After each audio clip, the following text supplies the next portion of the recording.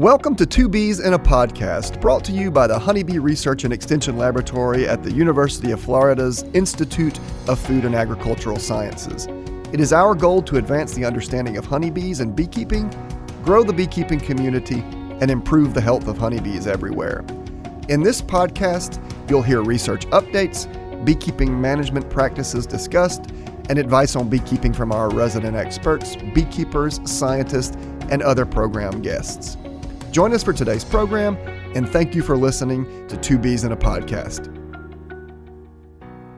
In this episode of Two Bees in a Podcast, we'll be talking with Logan Cutts, who's a fifth-generation beekeeper. He'll be with us talking about being a part of a beekeeping family and what does it mean to be part of such a long generation of beekeepers. Amy and I will follow that with a segment where we discuss commercial beekeeping. A lot of people, when they think commercial beekeeping, they think about honey production, but we'll be discussing the other ways that commercial beekeepers make money. And of course, we'll finish today's podcast with a question and answer segment.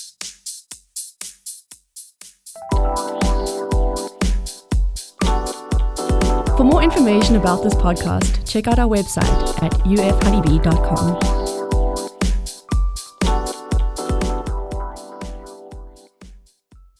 Amy, in this segment, we've got something really neat to talk about. Before I lead into the segment, I want to ask you personally, do you have any beekeepers in your family? Do you have any history of beekeeping in your family? I have zero history of beekeeping in my family. My family thinks I'm absolutely insane for being a beekeeper. Really? Yeah. For being a beekeeper? That's the only reason they think you're insane? Well, there are lots of reasons. I had to do that. That's fair. That's the one that got him? Yep.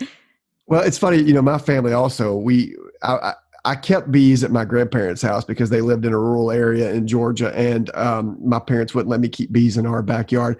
My grandfather was a dairy farmer, and nevertheless, when I would keep bees at their property, my grandmother did not like honey. And I was like, well, Grandma, why don't you like honey? And she's like, well, her brother, so that would be my great uncle, apparently kept bees and brought honey in a lot. She just got tired of the smell of it. And so I forget his name, but they called him crazy something. So I think the premise was that he was crazy for having bees, but also crazy for other reasons. Again, I forget his name, but Can you imagine, Jamie, if you became a dairy farmer? Amy, I will tell people, I actually wanted to be a dairy farmer. And if you think about it, you're like super close to paradise, because paradise is the land of milk and honey, right?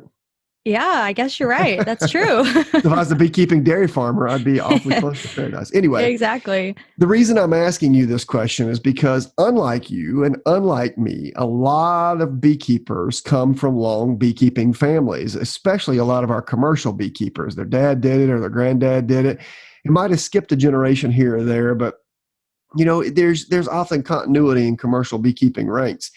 And today we're interviewing a Florida beekeeper who's a multiple generation beekeeper here in Florida. And I know it's going to sound like a Florida specific story if you're a listener from somewhere around the world, but I think you'll appreciate the story because you're going to probably have you can relate to what we're going to talk about. And that individual who we're interviewing today is Mr. Logan Cutts. Logan happens to be an ag and consumer protection inspector for the Florida Department of Agriculture and Consumer Services. But his father's an apiary inspector in the state, his grandfather was, and so forth. So we'll get into all of that. So Logan, I just want to start off by thanking you for joining us on Two Bees in a Podcast. Well, I want to thank you for the opportunity to be on here and talk about my family and our experiences. And it is a beautiful thing to carry on the mission of my family for sure. I think one of the neat things is when we talk about bees, we focus so much on the bees. But behind all the bees are just beekeepers who have these fantastic stories. And actually, a colleague of mine, a mentor of mine, Dr. Mike Hood, who once worked at Clemson University, he's retired from there now. He actually wrote a book recently from that perspective. It was a book about beekeeping, but less about bees and more about the beekeepers he met over the years. And Logan, your family kind of remind me of that. Long after I retire, I'll have stories about the Cutts. So let's go straight into it, Logan. Could you tell us a little bit about yourself, what you do, your interaction with bees, et cetera, and then we'll kind of branch off into beekeeping in your family, how many generations, things like that. But just let's first focus on you. Let's introduce you to our audience. Sure. Well, my name's Logan Cutts. I'm 23. I like long walks on the beach. And, Oh my but goodness. for real, I'm a I'm a Who fifth doesn't like generational long walks on the beekeeper. beach, right? Exactly. Yeah. We've been beekeeping since 1889 as a final payment of 2 sewing machines. And when I was younger, I worked with my family apiary, learned the trade from my dad, my uncle, my cousin Ryan, of course, my legendary granddaddy, Lawrence Cutts. I loved working with Ryan back then. And, I'm always there to help when needed or, whenever asked. Whenever I graduated high school, I had plans to run track, but you mentioned working for you as a beekeeper for the lab, and I just wanted to continue bees. I knew those schools didn't have either a good one or any apiary education. So, I took you up on that offer. And, working at the lab was one of the best decisions I had. I learned so much about the research side. Only the practical and commercial side before then. That's all I knew. I knew nothing about the scientific stuff. And that truly helped me understand a lot of what I was already doing just out of habit, well, that's what we always do kind of thing. It gave me like that knowledge of why and like how it all works and stuff. And I just want to give a shout out to the amazing people I met that worked at the lab, my past coworkers, the volunteers like Susan Harris and Ray. And they were just, all you guys were such a huge blessing. Dr. Ellis, you giving me that opportunity was just awesome. And after I worked at UF, I went to Australia and I brokered and audited bees for almond groves with the Munson family. And then I became a commercial beekeeper and a shepherd with the Kershaws. So if you guys are listening over there in Aussie, you guys were a major blessing to me too and taught me a lot of things. And then I finally came back to Florida. I worked for Wendy Latner at Santa Fe, Queens. And, Wendy and Ray reinstalled a lot of things that my family taught me and also taught me a different way of doing things, because beekeepers are creatures of habit. So like whatever dad did, whatever granddaddy did, and so on and so forth, that's what everybody else does because, that's how they did it. And just learning a new way of doing the same thing was awesome. And it helped me morph into like my own style of learning from all these different beekeepers. And now I currently on the side help beekeepers as a private consultant, whether it be small scale or sideline or whatever. I just love the teaching aspect and helping people get on their feet and better management styles. That is, Logan, I feel like I knew you and I've worked with you before. I didn't realize you were in Australia. I didn't realize you worked at Santa Fe, Queens. I had no idea. So that's pretty amazing. It feels like you have so much different experience, just with your background and experience with bees in general. So you and I work together through our county here in teaching, beginner beekeepers. And I always feel like everyone is always just in awe when you start talking because you have so much experience and you've heard from your father, your grandfather. Are you a 5th generation beekeeper? Yeah. 5th generation. Okay. And so what does it mean to you to be part of a beekeeping family? I mean, Jamie can relate from the dairy side of things. I don't, come from an ag background, but what does it mean to you? I mean, it means a lot. It's a thing that you take pride in, and 2, it's like really intimidating because as a kid you were granddaddy's shadow, going to different places, meetings, or whatever, and you were meeting all these big shots and hearing topics that just flew right over your head, and it was like I didn't know any of that stuff, and it just was like, oh, I'm just going around with granddaddy, meeting new people. And then now I work with these people, I talk with these people, and they're like, you were the little redhead that was with Lawrence? And, I was quite literally surrounded, not just by my family, but by all the people that granddaddy would casually talk to. I was literally surrounded by the experts. And, inwardly, I put a huge burden on myself to be the best because of where I came from. I mean, I came from the Cutts family, but, Dr.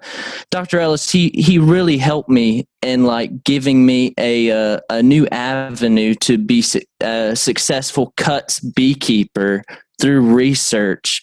Because, Granddaddy, he never put expectations on us to be the best, even be a beekeeper, but you put that on yourself, this is my family's legacy. I want to keep it going. I want to make them proud of me. And it's a lot for sure, but there's nothing I'm more prouder of than my granddaddy being the only beekeeper in the Ag Hall of Fame, my dad being a apiary inspector like him, my cousin Ryan and Uncle Larry taking over the family business.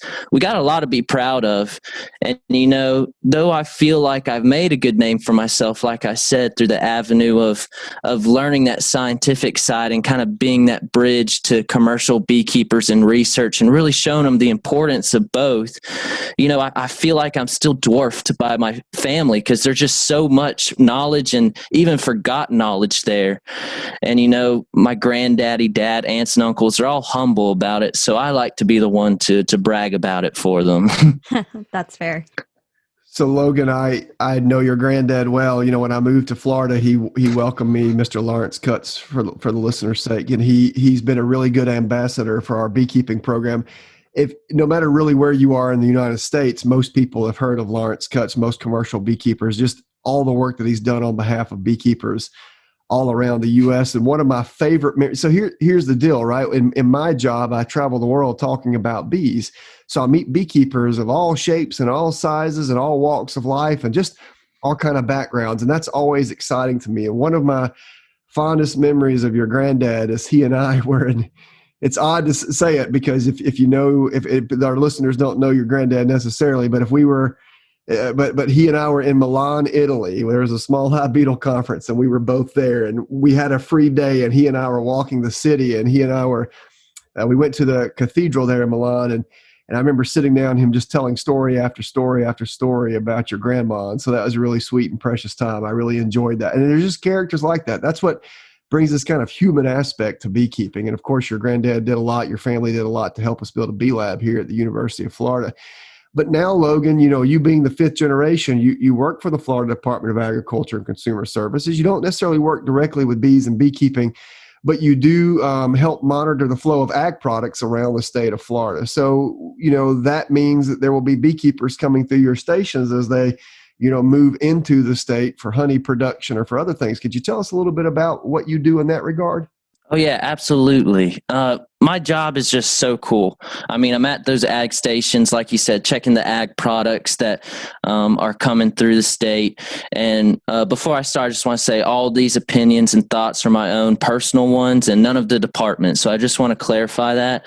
And, like you said, though I focus on produce and plants, checking for and non-native species to Florida, we seasonally do get a flow of bee loads coming in for a Florida honey flow or overwintering purposes. So whenever they do come through, we don't open up the hives and look through them, but we look for the basic things of a proper bill of lading, where it's coming from, where it's going to, the state of origin, and of course the proper registration that goes along with that. Well, that sounds really great, Logan. Again, I'm super excited that, you're still able to work with ag, whether that be with bees on the side or through your job. And so it seems like, your whole life is really just consumed around that. I'm sure growing up, you've heard lots of stories through your father, your grandfather. And so what do you feel like the big issues, you've seen or have heard of just through yourself and or, through your family? Yeah, so that's a really cool thing to talk about, listening to Granddaddy and all the old beekeepers that he introduces me to, listen to the stories about the tracheal mite, the small hive beetle, all that stuff when it was brand new. Granddaddy always says, when you know very little about something and everyone else knows nothing about it, you automatically become the expert on it. And that's how he was with the small hive beetle as soon as it came out. But something that came out back in the 80s that just totally changed my my family's future forever, really, was the tracheal mite. You know, whenever it came, like, I think it was 1985 or 86, they had to adapt in different ways to overcome not only the struggles that the bees face from the mites, but from the economic standpoint. Like, they couldn't support their families because of the embargoes, or like it costed way too much money than they anticipated to treat for the mites. And, you know, my dad says that it looked like they got sprayed, just dead bees everywhere. And he said it all happened all at once. So just a clean sweep through the panhandle and just massive amounts of bee die-offs all at one time. And it totally changed my family forever. I mean, Granddaddy had to struggle to find a way to convert from queen and package production to honey production, and it led him to go to Gainesville to be the chief apiary inspector, which, if it wasn't for the tracheal mite, I wouldn't be here right now, because whenever they moved to Gainesville, my dad met my mom. So shout out to tracheal mites for your boy, you know. But commercial beekeepers, I mean, some of them couldn't adapt, and it's happening today with varroa mites. It's just, it came too hard on them too fast, and they couldn't adapt with the pests. And that's why places like you guys, the UF Bee Lab, are just so important to help not only educate and extension, but to help those people in a practical sense. The commercial guys help face the new challenge, you know. And heck, I mean, some of the stuff that they were using for tracheal mites are actually transferred to varroa mites because of research.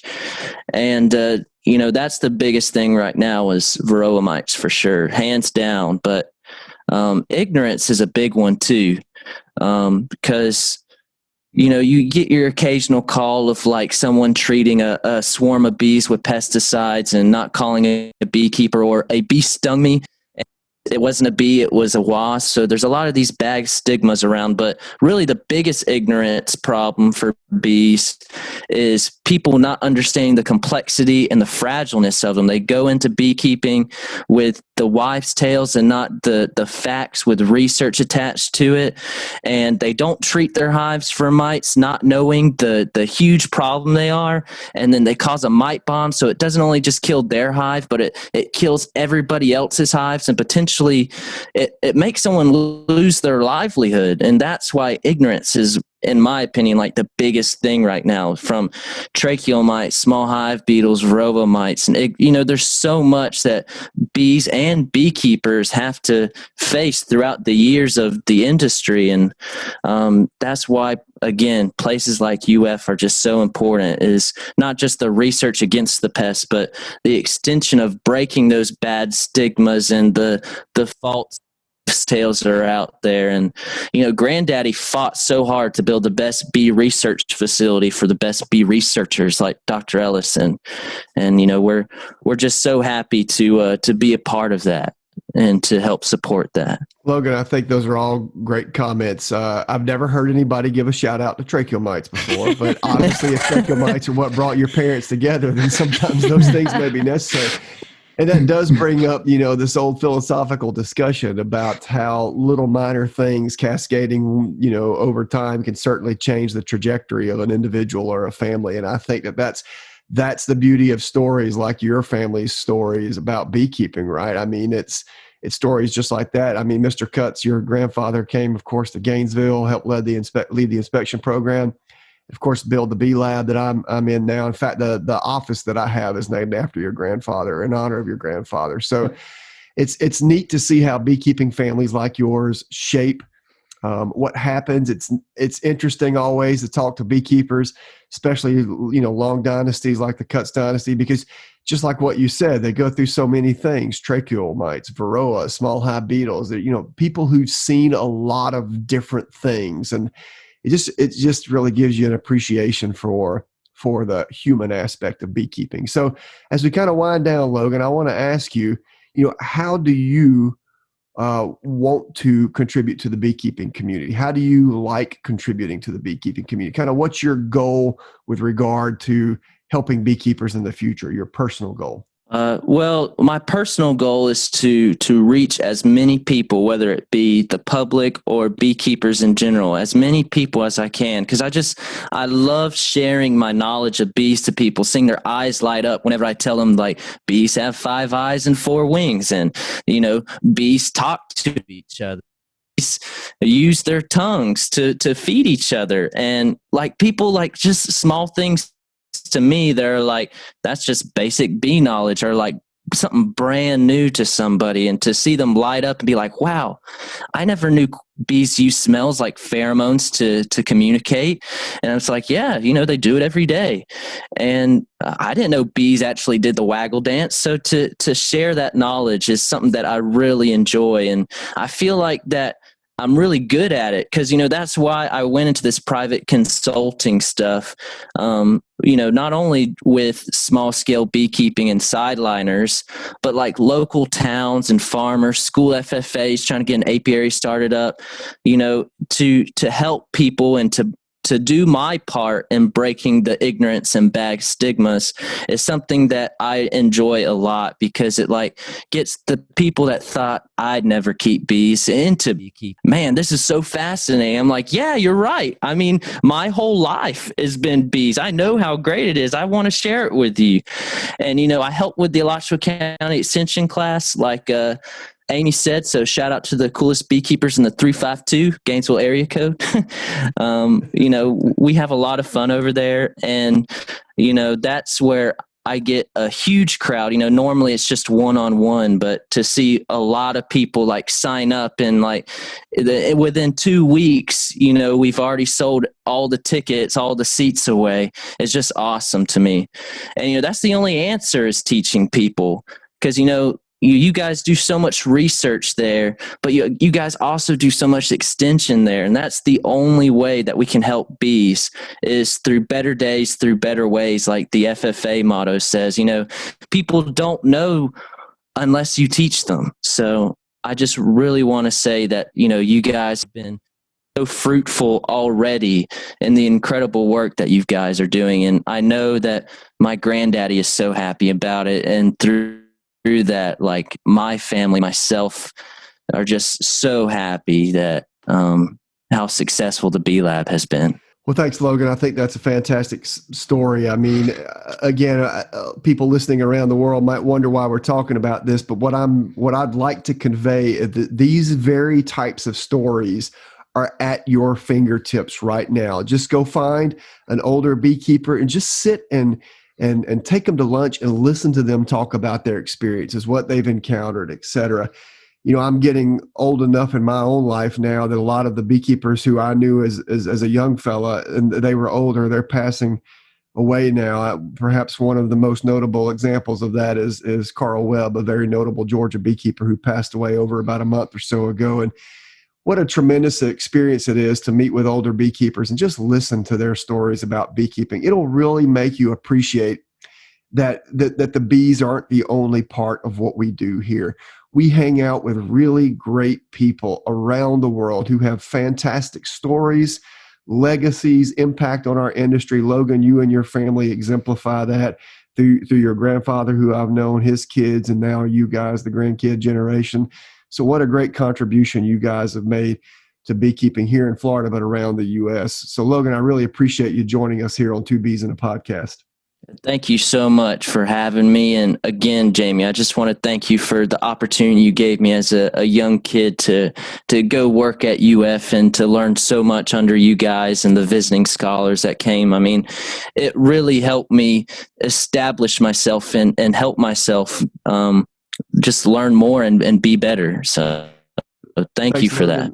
Our pleasure. And the cool thing about it is there's bee labs around the country and the world giving opportunities just like we were able to do for you. And I know that the future is bright in the beekeeping world. So everybody, that was Logan Cutts. He's an Ag and Consumer Protection Inspector for the Florida Department of Agriculture and Consumer Services, and more importantly, a fifth-generation beekeeper who has lots of stories to share about his time here. So thank you for joining us for this segment on Two Bees in a Podcast.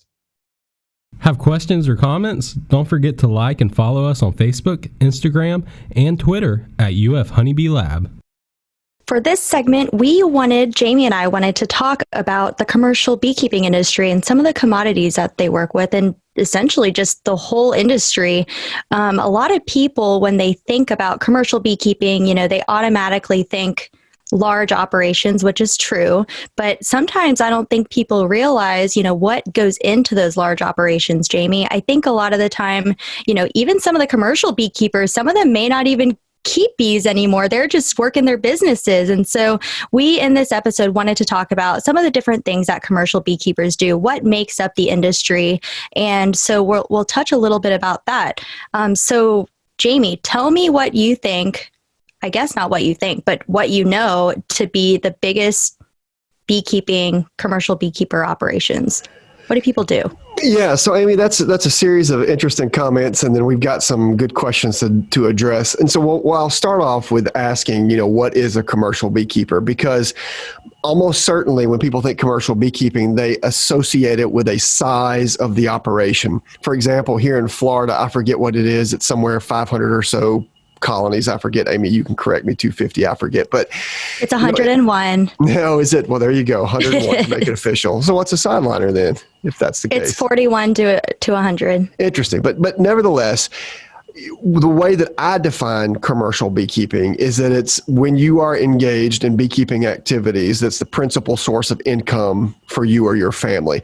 So when we say sideline beekeepers are those individuals usually who have another job, and the beekeeping aspect supplements that income. So really, commercial beekeepers are those individuals who that's what they do for a living. And of course, when the general public thinks of beekeeping and commercial beekeepers, I'm sure their mind, as you've already said, instantly gravitates towards honey production, because we call them honey bees after all, right? And when I was a kid and started keeping bees, I thought the same thing.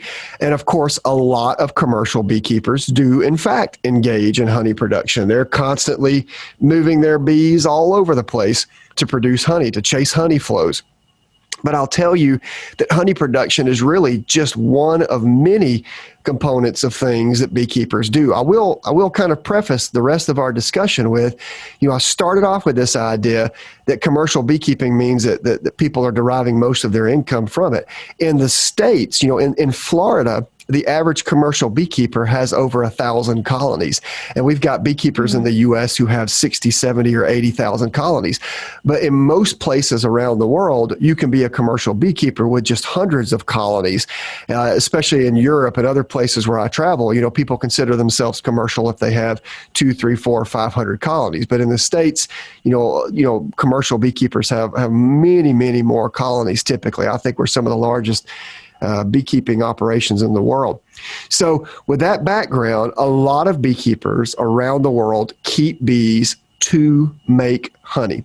However, as I've noted already, there's a lot of spin-off things that you can do with commercial beekeeping. What are those spin-off things? Yeah, I mean, Amy, the very first thing I think that we would think about here in the U.S. is we would think about pollination, right? So sure. There's an entire agriculture industry in the U.S. that is responsible for growing what the USDA, or the United States Department of Ag, calls specialty crops. And those would be things like blueberries, watermelons, cantaloupes, squashes, almonds, just things that aren't necessarily the staples of our diet, but that are very important nevertheless. And a lot of those things, in fact, everything I just named, needs to be pollinated in order to have adequate fruit set, fruit quality, and all of this stuff. Sure. So these commercial beekeepers will move their bees all around the country to put their bees on these crops while these crops are in bloom, so their bees can provide pollination services for these crops. And in return, the grower pays the beekeeper a fee. It's almost like rent. So Amy, if you have 10 colonies and I have a lot of blueberries, I might pay you per colony for you to put your colonies out on my blueberry orchard while it's in bloom.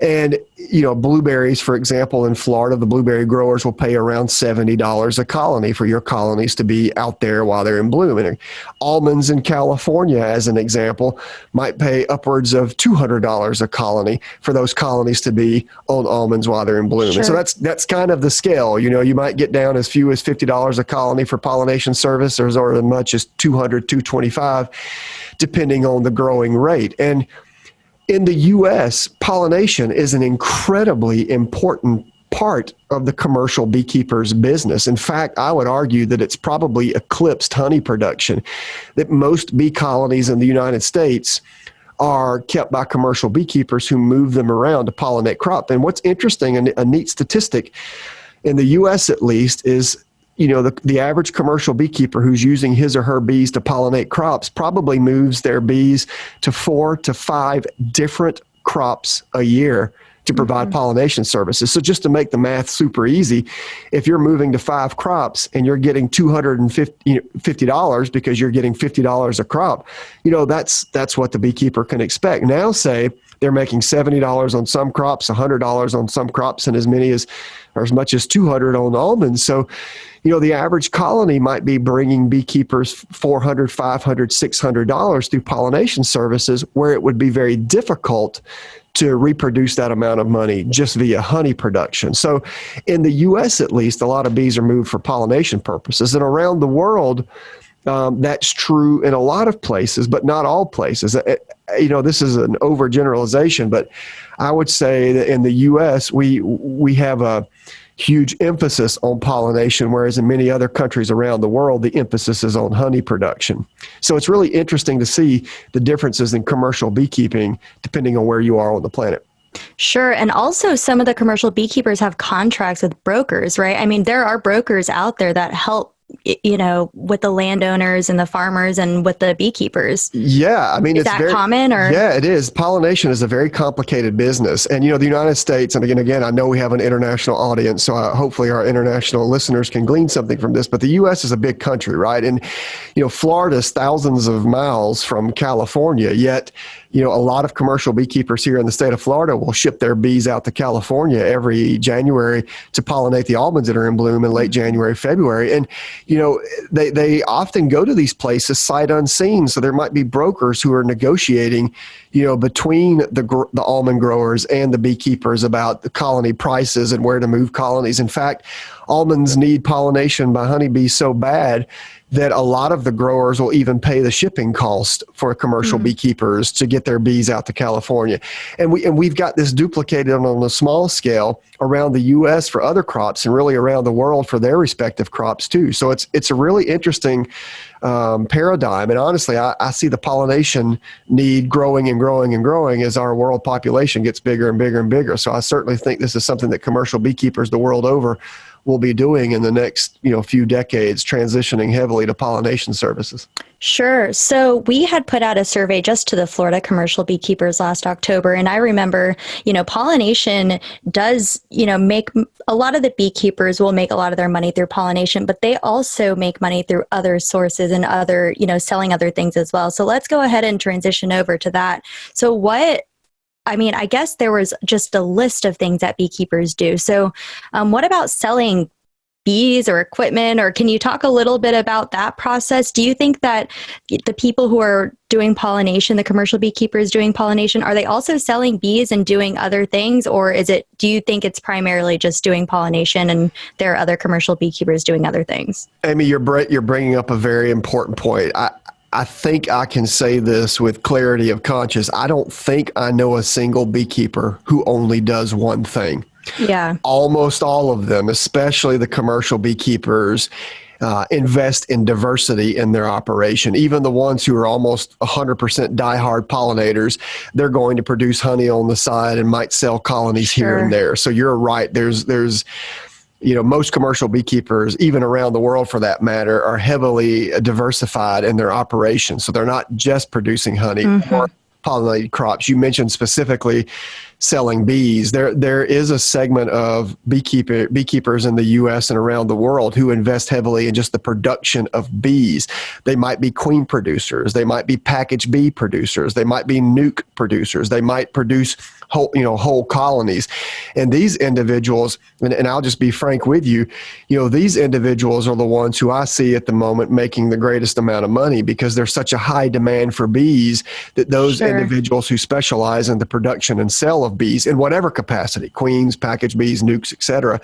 They're really making a lot of money because, of the loss rates of colonies and the high demand for bees for pollination and honey production purposes. So almost everyone dabbles in it. You might send colonies out to California for pollination, and you don't want to bring 100 of them back, so you might sell them while you're out there. So that kind of thing happens all the time. And so the bee production and sale business is huge. So let me ask you this: as far as selling bees, are there wholesalers when it comes to selling bees? Is that a silly question? I mean, are there brokers between that as well? Are there people who are just buying tons of bees from commercial beekeepers and then selling it to the general public? Does that happen? So it does a little bit. So let me kind of explain what happens. Again, there's kind of different components of this industry. So there is a component that focuses principally on queen production. And usually if you are selling queens, you're usually selling package bees as well. So those individuals often sell direct to consumer. So from hobbyist to commercial beekeeper will contact these queen and package bee producers and place their orders. But I do know a lot of individuals who will actually purchase a lot of packages from a package producer, say at a wholesale price, and then they'll take them back to their house and sell, for $5 more per package to recover the transportation costs. So I wouldn't necessarily call them brokers. I would call those individuals who are buying in volume to kind of get the volume discount. But the vast majority of individuals go straight to the queen or package bee producers. Nukes are the same way.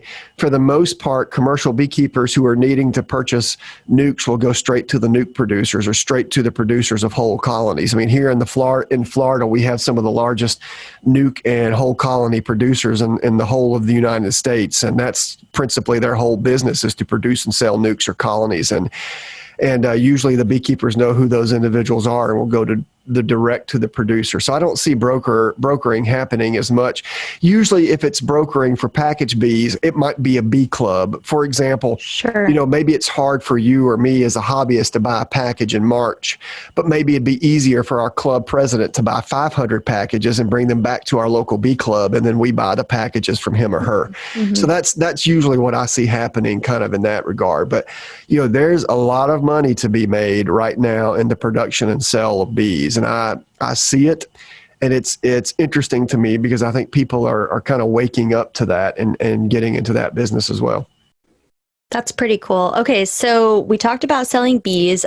Another thing that people said that they did from the survey that we had put out was selling equipment. So I know that there are a handful of big named equipment manufacturers out there. I don't know if I see a lot of smaller equipment manufacturers. So can you tell me a little bit, I guess, about that industry?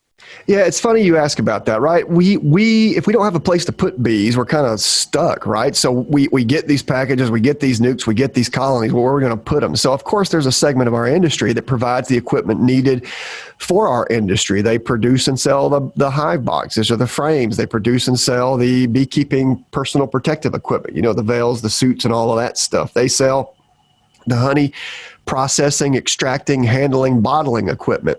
They sell books. They sell specialty product equipment. And you mentioned there are some very big players in the U.S. I mean, we think traditionally about Dadant and Man Lake and some of the other big equipment producers in the U.S.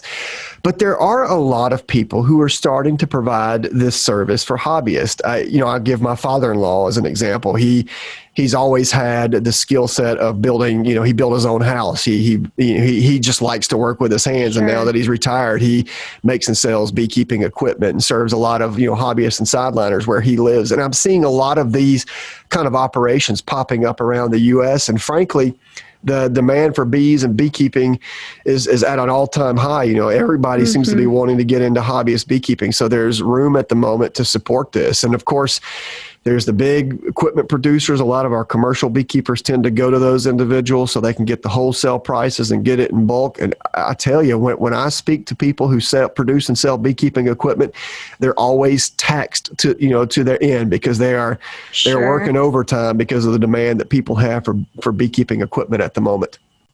All right. So some people buy that equipment, and what they do is they do bee removal. They do live removals. I don't know if we have a lot of beekeepers that do eradications. They might, But that also is in an industry in and of itself, isn't it? I mean, we have so many people that call about bee removals. It is. And it's funny, Amy, because when I was up, I'm from Georgia. When I was up in Georgia, I didn't really think much about this all the time. Where I'm from, I did not see a lot of feral colonies. And if there were feral colonies, I was the one as a kid who got called to remove them.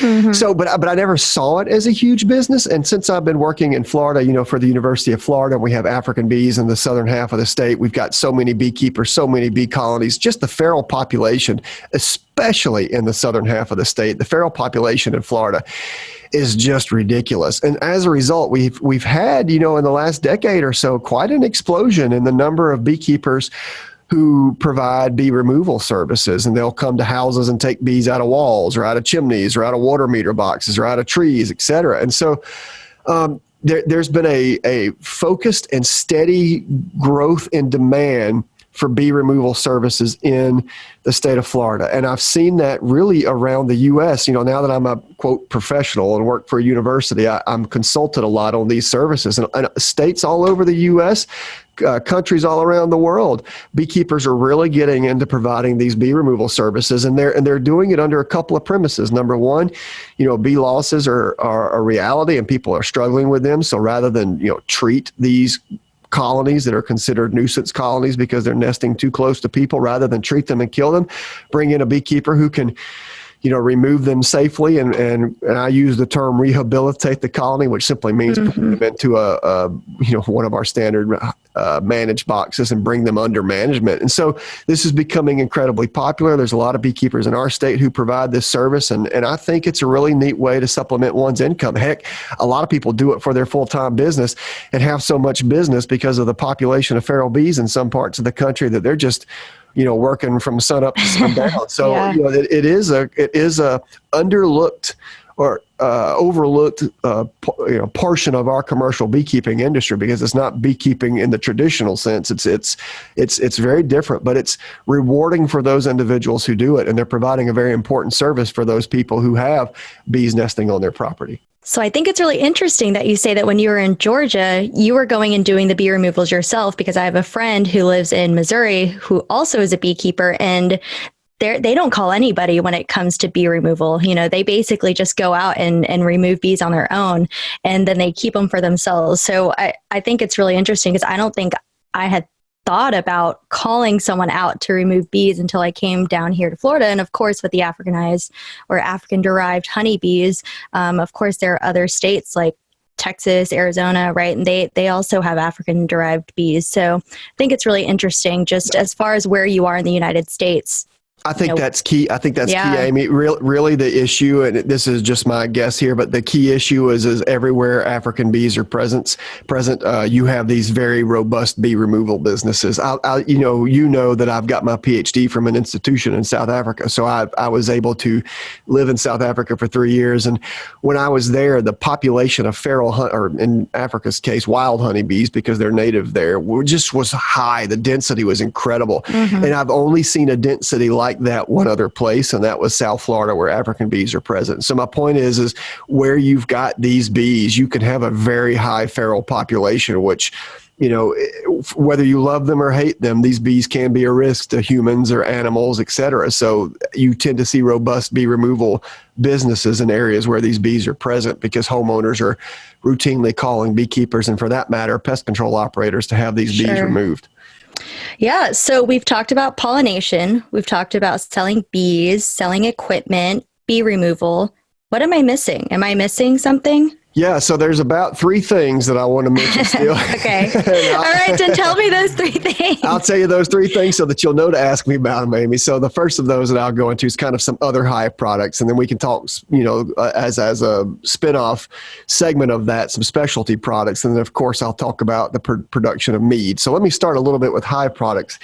So, honeybees don't only produce honey, they also secrete wax, they produce royal jelly, they have venom, they collect tree rosins and saps, etc., for use as propolis. And there is a component or subsegment of our commercial beekeeping industry where these beekeepers actually harvest these things. They keep bees for the production and rendering and sell of beeswax, or for the production of royal jelly or bee venom to be used for apitherapy purposes, or propolis.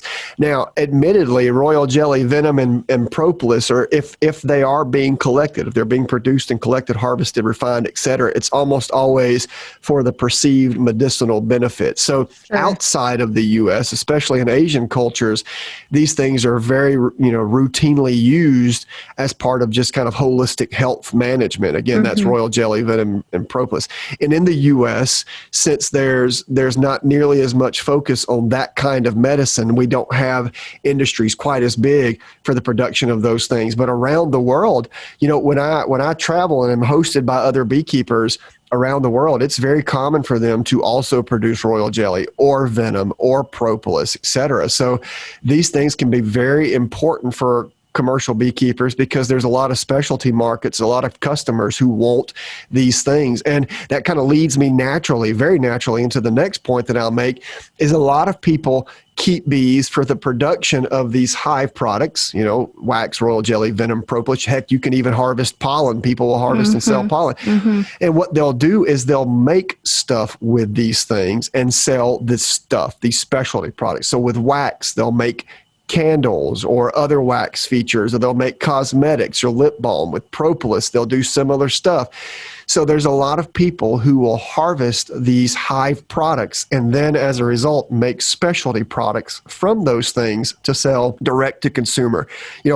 Many beekeepers, everybody who produces honey is going to produce wax as a byproduct. Sure. You've got to uncap frames. There's a lot of just wax produced in that process. So a lot of beekeepers will just melt down and render their wax and sell it as bulk to other individuals. But there are some beekeepers who will take it a step further and they will produce those specialty products that they sell direct to consumers. Okay. And you mentioned mead. Is that considered a specialty product? Or it kind of fits weird. Under that, or no? Yeah, it's kind of a weird thing, and I know I'm going to get it wrong if I answer your question. I consider it kind of a specialty product because it's not directly produced by the bees themselves. So what is mead? Mead is a fermented honey beverage. So there are some historians who think honey was actually the first sugared substance that was fermented for the purpose of having an alcoholic beverage. And most people have never heard of mead until you've heard of the story Beowulf, which everybody has to read at some point in their scholastic development. In Beowulf, they all hang out in the mead halls at nighttime. And a mead hall is just this gigantic gathering. It's a big bar where the principal beverage was some sort of product derived from honey. And these days, individuals keep bees to produce specialty honeys, honeys that might be underrepresented on the market, sourwood, tupelo, etc. And with these specialty honeys, they'll make mead. They will ferment them in a controlled manner. They'll add certain flavors, citrus, etc., and they'll make meads, dry meads, sweet meads, etc. And so mead production is really starting to grow. And a lot of it, Amy, I attribute to these kind of local microbreweries that are popping up all over the place. Yeah, there are craft beers, and so people are turning meaderies into a thing. Exactly. A lot of these craft beer microbrewery individuals who invest in these things will try to carry a honey product from a local beekeeper and make some sort of fermented honey beer, or honey beverage, or honey mead. So, one of the things that I think, and I think personally that the production of mead is really interesting. And to me, it's very artistic. There's flavors, there's colors, and a lot of it's under your control. Some of it, you're at the mercy of the honey that you use. But I feel like this could be a growing business in the future if people continue to invest in it and market it well. And at the end of the day, when we talk about a lot of these products, honey production and pollination, that's the raw brunt force labor. Queen package bee production, raw brunt, brute force, they're out there working hard, labor. But when we talk about, hive products and specialty products and mead, all of this stuff's kind of what I call the delicacy of beekeeping, where you can get really artistic. And honestly, Amy, that's where people are making money. A lot of the commercial beekeepers who are producing honey, they'll sell their honey in bulk for $2 a pound. Whereas if you just put that honey in a jar, you can get $10 or $15 a pound. I know a beekeeper who put, honey in wine bottles, a pound of honey in wine bottles, and I might have gotten $5 for a pound of honey, and now he's getting $20 just because it's in a wine bottle. So, it's when it looks prettier. Exactly. When you're making these specialty products, there's a lot of opportunity for value adding, right? So commercial beekeeping is very diverse. It's very rich. Commercial beekeepers are just a interesting group of people, because you've got these people with lots of colonies that are just working sun up to sundown, moving bees, extracting honey. And then you've got these other individuals who's doing the kind of artistic side where they're making these products. It's just really interesting to see the spectrum. And I see this around the world. It's really an exciting time to be a commercial beekeeper. Yeah, I think that's great. It's so funny. I'm sure a commercial beekeeper too will hear our podcast and let us know the things that we've missed on this, because there's so much that they do. I know that some of them even educate. So that's also one of the things that commercial beekeepers do, and they're very involved with their local associations. So I think it's so much fun to hear about the commercial beekeeping industry. And quite frankly, I didn't really know about a lot of this stuff until I actually took my position here. So I wanted to share that with everybody who's listening to us, who may just have started being a beekeeper or have, considered going to become a sideliner or a commercial beekeeper. So these are just a few of the opportunities that you can look into. But that was great. Thanks, Jamie. My pleasure. And, shout out to all the commercial beekeepers out there. These men and women are hard workers, and they really ensure the world's food production. And they do it, at a lot of manual labor, hard work, a lot of stress. And it's just great that we have commercial beekeepers out there. I always tell people, if you like to eat, you need to go hug and thank a commercial beekeeper for it. Well, don't hug them right now, because we're in COVID. It's everybody's favorite game show, Stump the Chump. Jamie, do you feel like because of COVID that you've become more antisocial, or do you feel like you were antisocial? Well, here's the deal, Amy. I'm actually pretty antisocial anyway. My wife and I are both this way. We tend to prefer to be at home alone with our family than if we don't have a lot of friends. Fair. I know that's a sad statement, but it's true. But so COVID was kind of that. It was good for you It didn't guys. change us a lot in that regard. It changed us a lot in other regards, but not in that particular regard. Yep. I feel like I haven't seen anybody in about 6 months or so, and I feel like a hermit in my closet right now. And so I was just thinking about that. It was just kind of funny. Anyway, well, I'm at the office today, so I'm not stuck in my closet today. All right, so let's. I have 3 questions for you.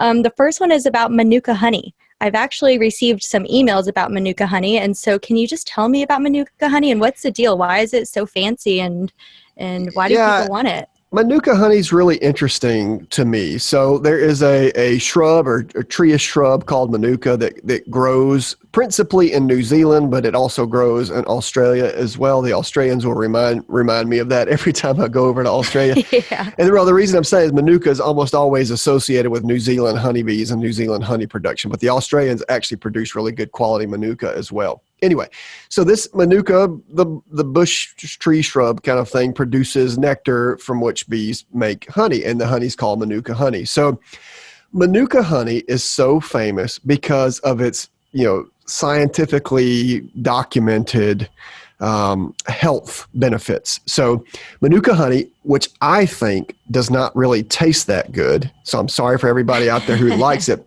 Manuka honey has certain properties associated with it that improve the health benefits. For example, if you purchase Manuka honey, there will often be a number. Some groups call it the UMF, the unique Manuka factor, and there'll be a number on that jar. And depending on the size of that number, it will dictate the amount of some of those special components that it has. So at the end of the day, for example, one of the key components in Manuka honey that everybody goes so crazy about is methylglyoxal, and I'm not even sure I said that right, but that is a key signature found in Manuka honey, and it's one of the things that's very important. There are other key things as well. There's if you look up information about Manuka honey, you'll get a few other things, leptospirin as an example, and then some acronyms, MGO, DHA, etc. And a lot of this stuff is claimed to have medicinal properties. So Manuka honey is sold for that purpose around the world as topical wound healers. A lot of people take it consumption. Like I said, it doesn't taste so good to me, so a lot of people will use it in teas and things just for ingestion What does it purposes. taste like? It's just, to me, it's a very dark and kind of strong honey, like what you would expect Like from like a buckwheat fall honey? Yeah, it's kind of like it's just got its unique, strong taste. It's A medicinal taste. Well, I will tell you, Amy, when I was young in beekeeping, I basically had this statement: if it's light honey, it's table grade, and that means you'd be willing to put it on a biscuit and eat it raw. But if it's dark and it tastes bad, people just call it medicinal. So honey that tastes bad automatically gets the medicinal label. But in this case, Manuka actually does have benefits. And one of the funny stories I have is I was in Germany a few years ago. I think, I forget, 2 or 3 years now. And I was at a grocery store and they had 6 different, it was the same manufacturer, same labels, but 6 different jars of Manuka honey side by side. And it had that Manuka factor on the jar. And as you stepped up from factor to factor to factor, it cost significantly more to go higher up the jar. So for example, 1 kilogram of honey, which was the smallest, which was the standard amount that they have there. I forget what it was. It was 5 or 10 euros. And that was at its lowest, Manuka factor. And as it graded up, I mean, we finished over 100 euros per same size jar. It just had more of that particular ingredient in it that people want to see so much, that methyl glyoxyl, so that they want to see so much in Manuka. So a lot of people go really, crazy for it because of its reputed health benefits. What I would say is, as with anything related to health, consult a doctor before you get head over heels about it, read a lot about it, but it's certainly not harmful to eat. So you can look into that. And I will tell you too, the New Zealand beekeepers and the Australian beekeepers, but specifically the New Zealand beekeepers, it is a prized honey. It's almost like gold, the value of that stuff to them. And if we're paying, over 100 euros per kilogram for this, in Europe, as an example, you can imagine what the beekeepers are making per kilogram. So, they will helicopter colonies in to places that have isolated Manuka patches. That's so crazy. It is a really cool. interesting. I think there's even a Manuka mafia. Like if you get too close to the hives, your bees are going to disappear. So it's a really fun story to read about. It's a really unique and amazing honey. And the last thing I'll say then is that a lot of other places around the world who also have unique honeys have been investigating their honey for some of the same properties that Manuka. I remember there was a research project in Florida, for example, where they were screening a lot of our local honeys to see if they have some of the same factors that Manuka honey has. So a lot of people are identifying what makes Manuka so beneficial and trying to see if those things exist in their own honeys as well. So it's a really neat story that people should read about.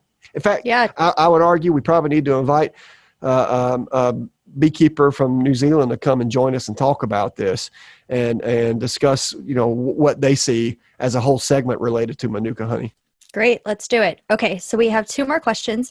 The second question is, should we keep bees in the sun or the shade? Where is the best placement? And should the entrances be faced in a certain direction? I get that question pretty often. Yeah, it's the standard question that people will give when they're starting up their apiaries. And so the truth of the matter is the data that I've seen on these very questions is kind of all over the place. So the short answer is you can do what's convenient for you or what's convenient for the bees. A lot of this kind of has faced a resurgence because there's this general belief that if your colonies are in shade, they have bigger problems with small hive beetles than if they're in full sun. And, I even did a research project on that as a postdoc, and I found a difference, but it wasn't all that grand.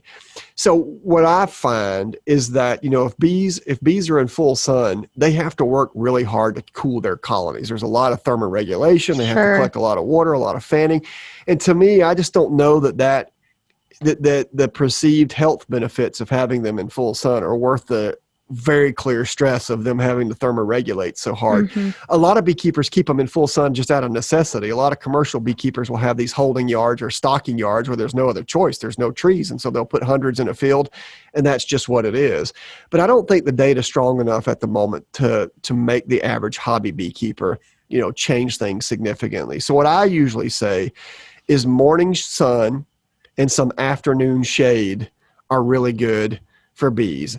And I will say too, I'll tell you what I was taught, and this is just an old wives' tale, and it's only anecdotal, but I like it when my colonies face south, and that's just a personal preference. And the idea is in the northern hemisphere, if your colonies face south, they have maximum sun exposure on the entrance. So it kind of gets the bees up first thing in the morning. And so generally speaking, as I was always told, and I always kind of try to do, is morning sun, afternoon shade with entrances facing south. But if you don't have those conditions available to you, it's okay. Do what you've got and don't sweat over it too much.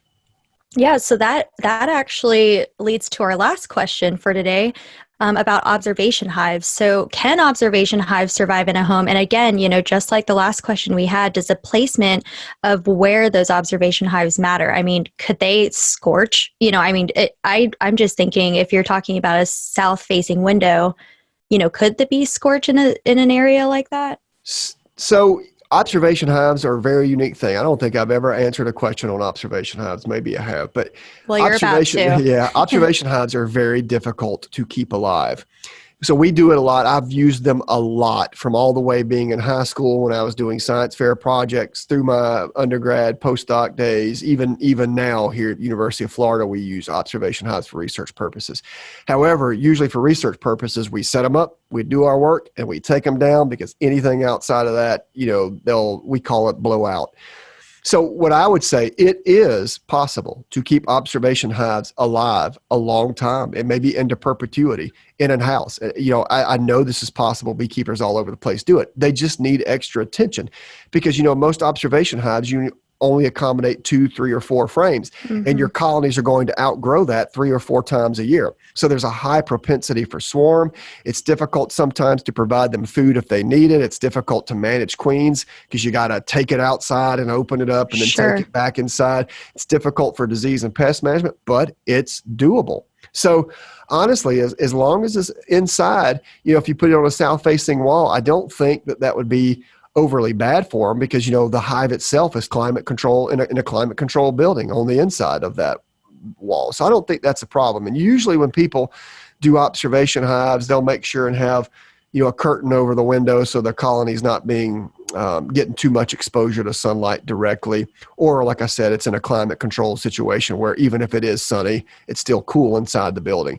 So it's possible. We have a University of Florida fact sheet on observation hives. There's been books on observation hives written. We'll at least link the fact sheet in our show notes for today. But yeah, I love them. They make great showpieces. They're just a little bit of extra work, and you're going to have to be willing to put in the time to manage it, but it can be a very rewarding experience for you. That's great. Yeah, we've had some great questions from the audience, so I would encourage you all to continue sending us emails or writing to us on social media.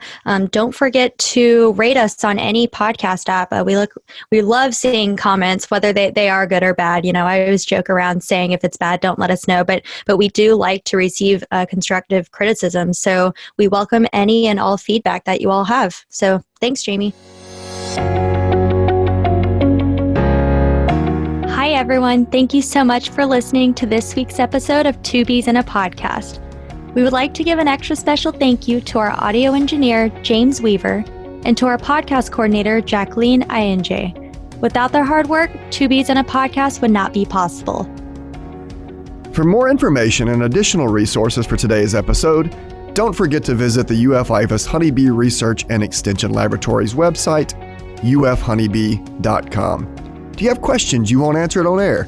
If so, email them to honeybee@ifas.ufl.edu or message us on Twitter, Instagram, or Facebook at UF Honeybee Lab. While there, don't forget to follow us. Thank you for listening to Two Bees in a Podcast.